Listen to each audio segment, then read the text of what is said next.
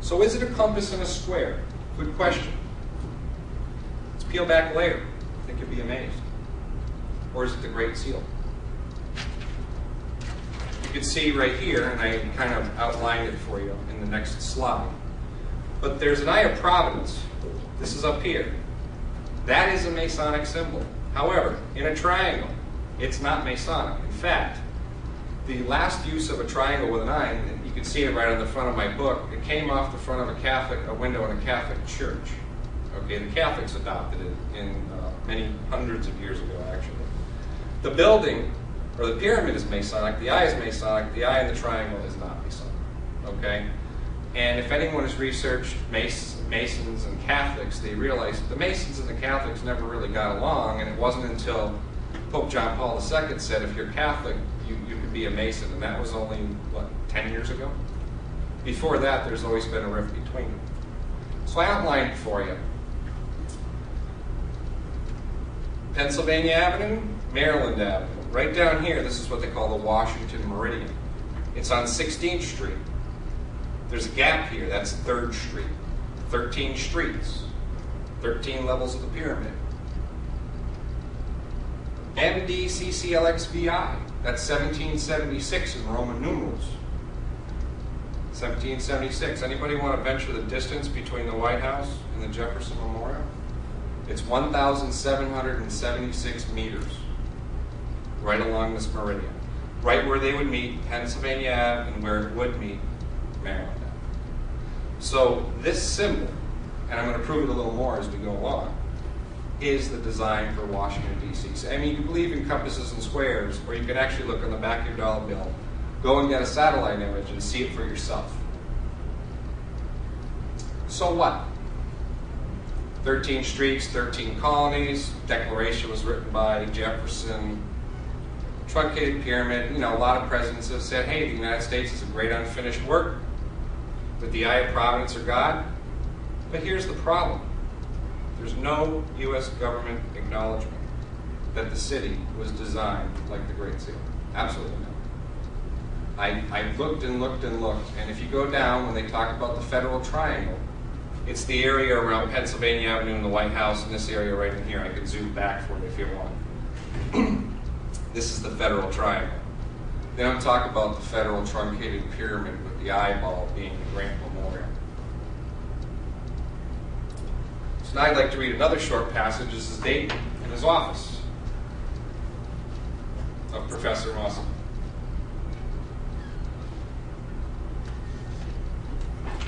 Musson raised his eyebrows. Your father was into many things, as was I.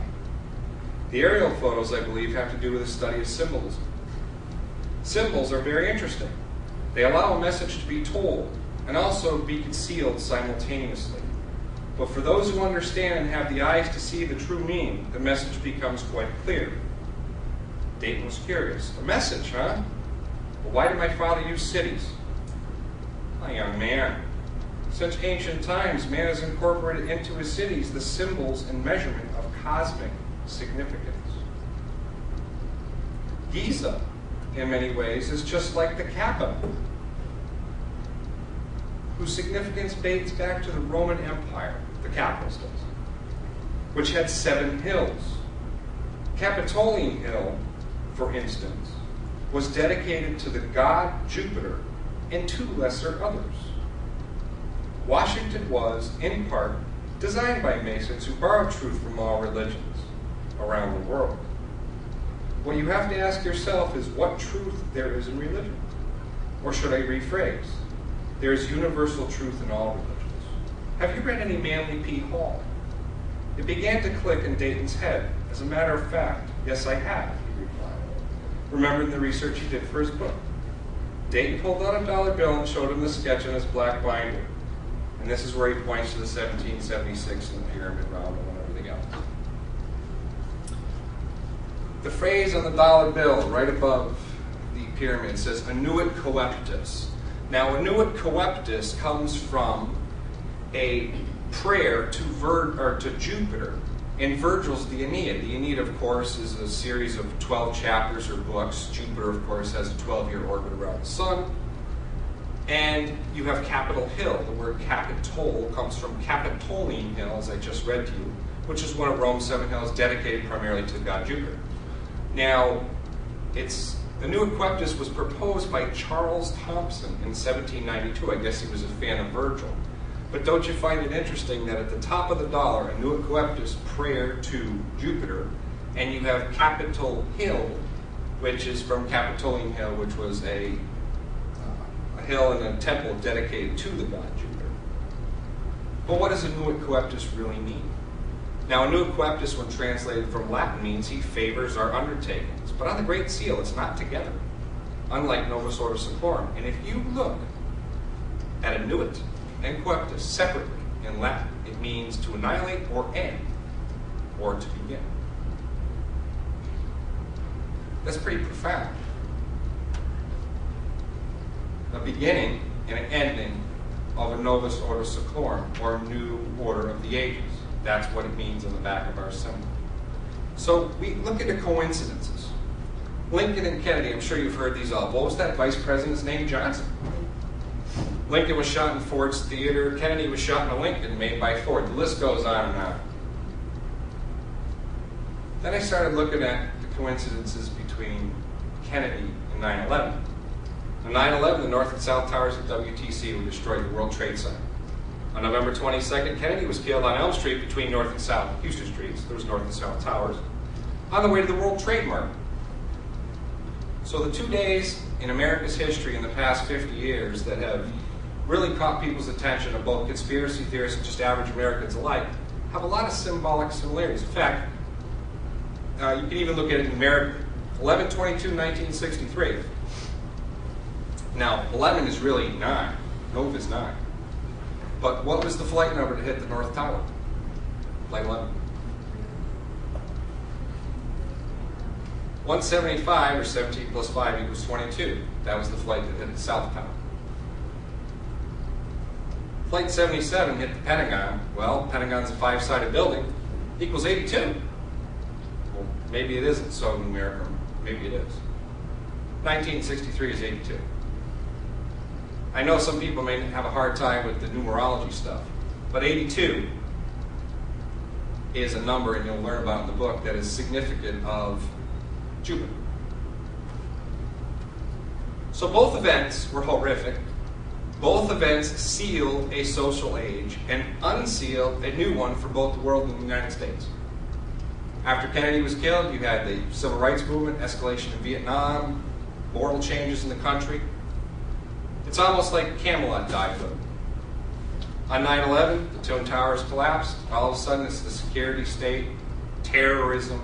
I mean, both events started major changes. And it seems almost as if what America was before them ended. We have to look at what a seal is. A seal is something you use to close or open something like a letter or a container. And it usually represents something profound. And as I said before, the end and the beginning of a new order of the ages. Remember, I told you a few minutes ago that all symbolism has its roots astronomy and astrology. Well, you have a truncated pyramid here. Think of a truncated pyramid. You have an eye. Jupiter has a big spot on it. It looks like an eyeball. Someone looking through a telescope. The new Equeptus, prayer to Jupiter. So, Jupiter above a truncated pyramid. Two great events. Remember, a seal ends an age and begins a new one. You see the seal on your dollar bill. You see it bigger, zooming out to Washington. On the dates of the Kennedy assassination and September 11th. That's Jupiter, by the way, right there, and right here. Venus, Earth, Mars, Mercury, Pluto, Neptune, Uranus, and so on and so forth. Now, when you look at constellations in the sky, people draw lines and everything else, but it's kind of amazing when you start drawing lines that you form two pyramids in the sky as if you were looking down on the solar system with Jupiter above it. Remember, what's the seal? The seal has astronomical significance. What was in the sky in those 2 days? Jupiter above the pyramid. So this is where conspiracy meets symbolism. You have to ask yourself, is this all a coincidence? My answer is, I'm not so sure about a coincidence. Then, there's as above, so below. What I mean by that is, there are a lot of people who've heard of Nostradamus. Nostradamus had an astrolabe, and even though his writings were cryptic, some people say he could predict the future. Well, what did he do? He studied astrology and astronomy, and that's how he made his predictions. Or, is there some group out there that plans their actions based on it for some reason? The questions beg to be asked. And when you continue looking at symbolism, such as this guy right here, George Washington, what's he telling you to do? He's telling you to look up. He is in Zeus form. This is a statue that's actually in the Smithsonian by Horatio Greensbo. He used to sit in the middle of the rotunda in the Capitol building. It was moved after the Apotheosis of Washington was painted to the East Lawn. And like I said, Zeus is Jupiter. Now it's funny when you go back here, where did Zeus live? He lived on Mount Olympus. A mountain or a pyramid. So I'm going to read one last bit, because a lot of people sometimes when they pick up the book, they might not quite get the first chapter, excuse me for a second, which is, I gave a clue when I put an old map of Washington here. The chapter concerns George Washington laying out Washington as a boy. He reached in his hand into his pocket. By the way, he was a surveyor at 15 working for Lord Fairfax, so this isn't too far-fetched. He reached into his hand into his pocket and drew a small compass. He assured himself that the measurements were true, while he observed both the current position of the sun and the compass needle. He then placed the compass back into his pocket and walked back to where his musket and surveying equipment rested. Before packing up his equipment, he said to himself, 38 degrees north, 77 degrees west. That will do. As the sun began to set, the young Virginian packed up his equipment and slung the tripod over his shoulder. He turned and glanced back at the open area he had just surveyed. Someday, the great work will be completed for all to see. But will they understand what they are looking at, or its implications?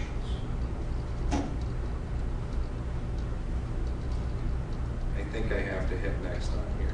So the question I asked you in the beginning, which is on the back of the book, do you know what this means?